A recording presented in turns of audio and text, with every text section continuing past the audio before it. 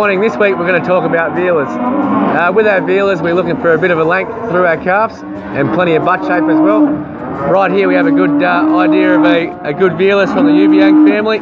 It's got plenty of length, plenty of softness, also plenty of butt shape across the back of him without having too much fat. So when we're looking for our good Vealer calves, we just want a good shape in between that sort of 6 to 10 mils of fat with not too much over the top of it.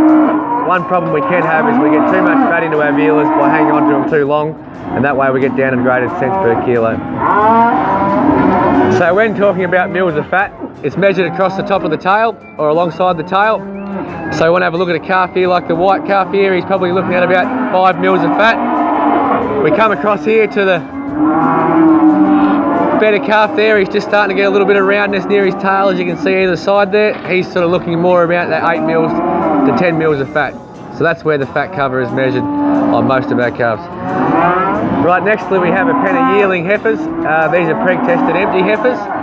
One thing we want to try and watch here is we don't get too much fat cover on our heifers here, because they get over fat and we'll get penalised for it. This pen here is probably sitting at currently about 8 to 12 to 15 mils of fat, as you can see across the top here. They've been finished off well.